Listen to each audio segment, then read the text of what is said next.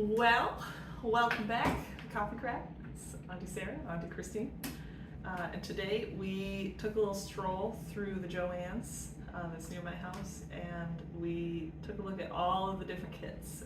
We saw kits for children, kits for jewelry making, some kits for leather making stuff, embroidery kits, which we ended up picking up. And then we also saw, what else did we see? Wood burning. Oh, wood burning. There were tons of supplies for lots of different crafts, but we tried to limit this to just what was, where you could buy a kit, where they give you everything that you should need. And then we'll give you our opinion on whether it's worth the money or if you should wait till it's on clearance. So today we're taking a look at embroidery. Why? Why would you do that? Don't pre-hoop. Like, pourquoi? We've got a couple different brands here. We've got DMC, Plaid Busilla, and then we also have Leisure Arts. And then we're just gonna give them a shot. Christine, have you done a ton of embroidery? I have not. My first time actually starting embroidery was at our latest CoffeeCraft meetup. It was fun to just get to try it and see what embroidery was like, but I had no pattern. There were no instructions. It was just me stitching away in an uneven fashion. So looking forward to trying something that's a little bit more put together. And then how about you, Auntie Sarah? Yeah, I've done a little bit of embroidery. So to give myself a little challenge, I picked out a beaded embroidery kit. I have tried beaded embroidery before. It had mixed results on my success. But I'm interested to see if they give you any extra instructions and make it a little easier than just my attempt with no direction, just guessing how it works. So. Yes, and I'll be looking at how well they do with explaining things, especially for someone who's new and has never tried a pattern before, to see how clear it is for me to be able to navigate the directions. Yeah, and of course as a backup, I have my trusty long-term embroidery kit here, where I've got needle threaders, some needle pullers, tons of different colors, scissors, thimbles, which I noticed none of these have a thimble. So we'll see if we need it for these projects. Maybe we don't. But of course, if we end up needing any of those supplies, I will link them in the description below if you're interested in getting those. But I think we're gonna get started and see how we do on the bigger ones. Cheers.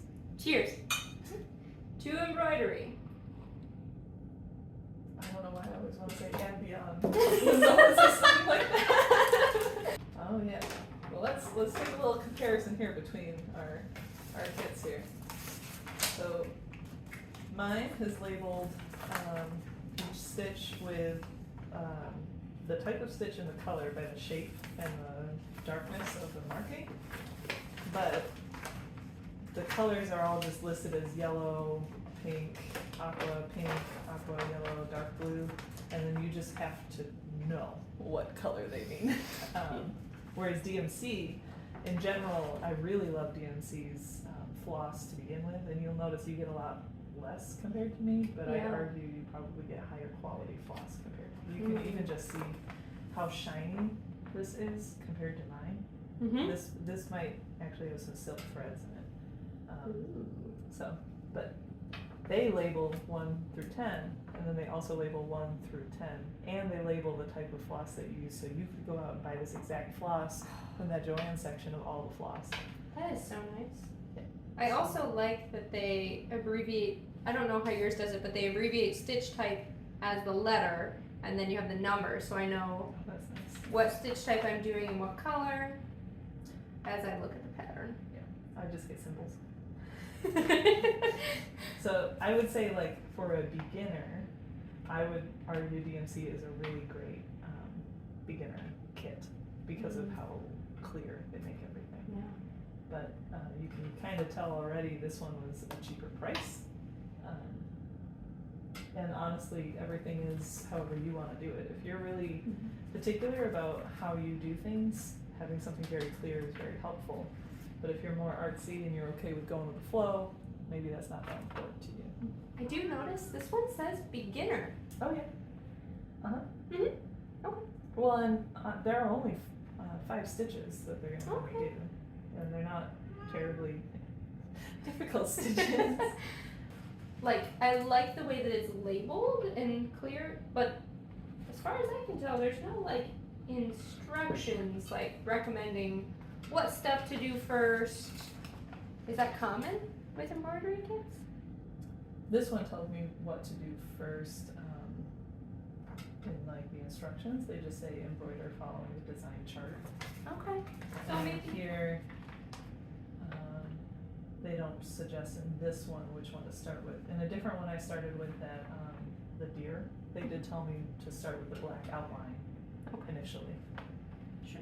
Um, So maybe it matters more for some designs than others. yeah, probably. Just stay out of the coffee and out of the fire and you'll be alright. Oh, I need craft glue. Ah. Oh. I don't think I need that. What would I need craft glue for? Remember this. Right now, she says she doesn't need the craft glue. Nah. We'll see. We will Oh yeah, see. because they want you to glue the fabric on the inside edge or finish it as desired. I ain't gonna glue my fabric. Nah. So I think the way I'm gonna do it is just go down the list here. Okay. Do Yeah. straight stitch first and end with the strung beads. Okay. Ooh, your hoop is wood. Mine's plastic. Came off that. Well, and I'd say that that is more artistic in general. Like, if Mm, you were going yeah. to make this as a gift for somebody, I probably would keep this hoop and then go buy a wooden hoop to rehoop Yeah. it in. That's a good point. So I also noticed for mine, you have the design printed on your fabric, whereas I have to transfer mine. Mm-hmm.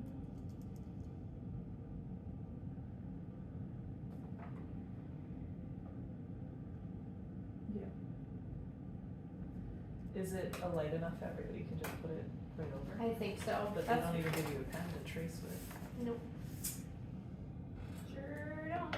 Alright, so first off, my kit doesn't come with any kind of threader, which I find a terrible, terrible sin. Yeah, mine didn't either. You will want a threader.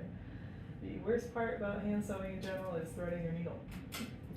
So why deal with it when you can just buy a little plastic threader? They also don't give you scissors. Yeah. A choice. See, this for me, already just trying to navigate, I feel like I have so many questions. I'm thankful What to question? well, like, just like getting started, like for me, an instruction, the lack of instructions, being a beginner, I would have liked clear direction or like tips. Yeah. And I think that's something that we really try to address with our crafty plans. I mean, this instruction says embroider. Embroider the mandala. Embroider. Mm. But I feel like, you know, in our crafty plans, we try to be really clear and helpful to anyone, regardless of how often they've done this before, get accessible. Yeah, that's always been my frustration, is almost every crafty kit I've ever found has been labeled beginner, and where does this tell you how to start? Nowhere, right? It just says center the hoop, center the design in the hoop, embroider. And yeah, it does tell you how to do the different types of stitches, but they don't tell you how to even begin. Yeah. So it inspired me, let's just say that. So what I would do is tighten up this guy as much as you can. Okay. And then after that, start tugging gently to get rid of that center crease. Aye, aye, Captain. That's what I would. You don't have to do it No, that way. no, that's literally exactly what I hoped you would say in that moment is, here's what to do. Here's what I would do. So do you think it's wise to go by stitch type first? Yeah. Because that's kind of I my would versus just start with A. A. Got a couple of stems. Yeah. Cool. Well, in that way, it kind of makes sense too, right? Like, because if you were going to paint, for example, wouldn't you want the thing that you're going to want the most attention drawn to be the top layer? So you would paint the stem first and then the flower petals on top of it. Absolutely. Although these ones don't look like they overlap too They much. don't overlap, but I think it's a good rule of thumb. Yeah. Okay, so this is saying only for this one do you use one strand, and then the rest of them you use two strands. Do you know how to separate strands? Sure don't. Okay. Total noob. So, for example, I need 4 strands out of my pink. All of these strands, well, when you go to buy floss, it will label how many strands are in your floss. But all of these kits generally come with 6-strand floss. I'll kind of bring it up to the camera here. I don't know how well you can see it. But if you just fray the end of your floss a little, you can see more clearly all the different strands that you got. And different stitches will suggest different number of strands. And in general, you almost never use all 6. Only if you really want something very, very opaque, and in my opinion, it won't look as like high fidelity or it's like a lot of finesse, right? It's a little bit more chunky. Yeah. So you count out the number of strands. I got 3 here, so I need 1 more strand out of the other half. So we're just going to grab the 1, and you're going to hold them pretty tightly between 2 fingers, and you're going to just pull apart. And you're going to see it kind of wind up on itself. What I usually do is, oh, yours comes out. See, DMC's beautiful. I hold in 3 places on other floss. It's more annoying. And keep tension, because if you don't, it will just create a knot right at the center. So then you have to pull, and then you gotta let it go a little, grab a little closer, and get that tension back right at the center. Is yours also longer? Yeah, that's why this is happening. Okay, yeah. This is too long. So if you buy floss and you are in control of the length, I do not recommend using floss the length of your entire arm. I recommend your forearm, like from the tips of your finger to your elbow. It is about as long as you really should be working with. This is twice that, at least for me. And I got long arms, so this is really long. Yeah. I do like look at this. This is my entire arm, twice. So to me, this is just a mistake. Right. I do like, for someone a beginner who doesn't necessarily have all the things, that this makes it really easy for me to keep it organized too, as I'm working with that. Okay, so I have a question. The way that this shows up in the picture seems to suggest that you would have the whole needle in there. Is that true, or would you rather poke the needle through at one point and then pull it up the other? You can do it either way.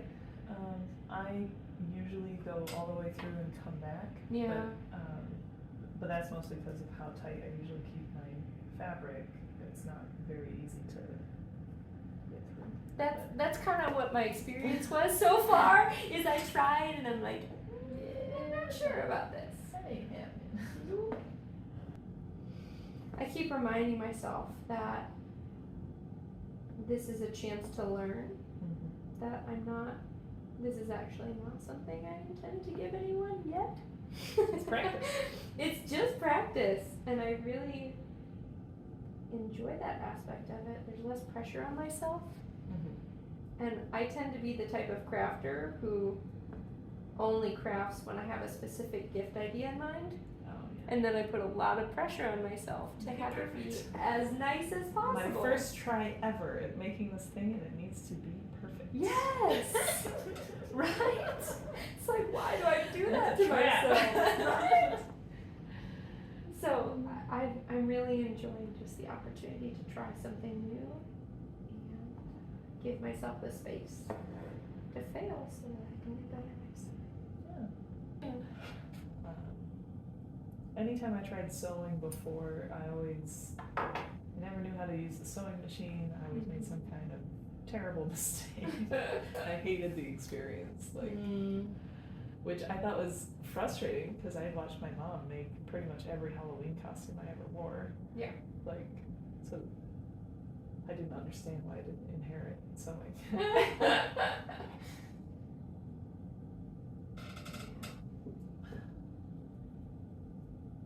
Yeah, my beginning experience with sewing was an invitation from my mom's friend.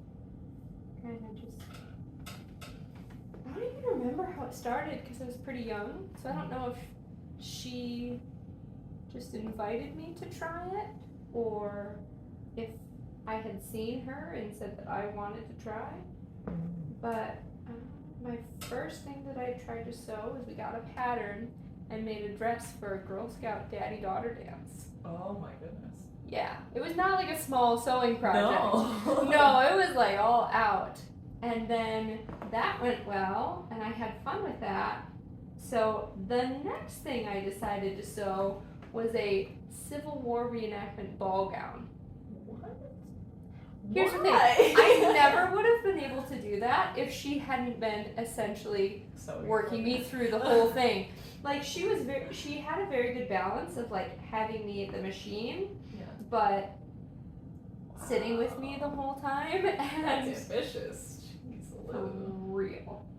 So I'm really thankful that I had someone in my life who was willing to dedicate that time because I was 12 when I made the Civil War ball gown.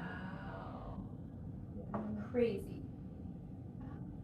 Like I got frustrated because I tried making a Renaissance dress, which it doesn't have all the layers and stuff of a ball gown. Right? But even just making a corset. Yeah. I ended up doing that in like the world's simplest circle skirt to go underneath it because I couldn't figure out anything better. Yeah.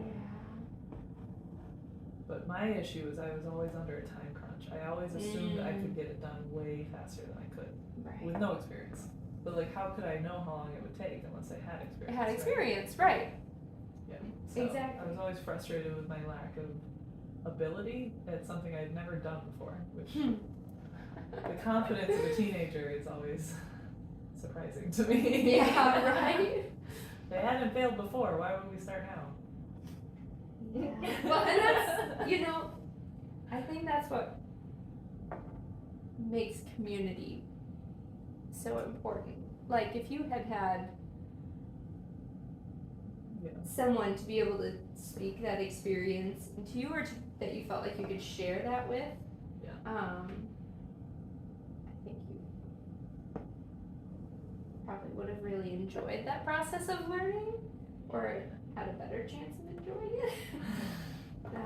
But it's also like, I think part of the journey, right? it is. It's also, I think, a reminder to crafters of all ages, like, that it's worthwhile to open up the things that you enjoy and share it with other people. You might be surprised who might be interested in learning what you want, what you do, and what they might be interested in making with that. Yeah. My instinct was to try and suffer. I mean, you can try. Maybe you'll be good at it. No. See, I wish I had a needle threader when I used to sew my point shoes. I didn't. You probably got good at threading needles though. I just got bigger needles. There you go.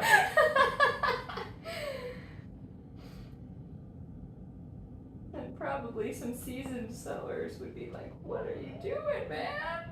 I was like, I mean, how long did you so you usually just have your point shoes or whatever for a few months, right? And then you get new ones or something? yeah, Because you wear through them pretty quick. yeah. It depends on, So as long as you got the job done, it's probably good enough. It did, and you can't see from stage. No, You don't know. you're fine.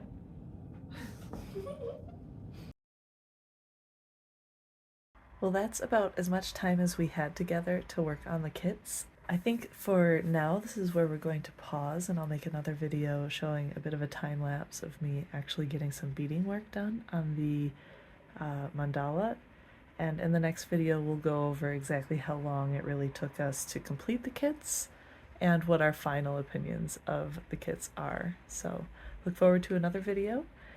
In the meantime, I hope that you are inspired to walk through your crafty supply store and just be inspired by all the different options of crafts and maybe try something you haven't tried before. Thank you so much for watching, and I can't wait to see what we craft together next time.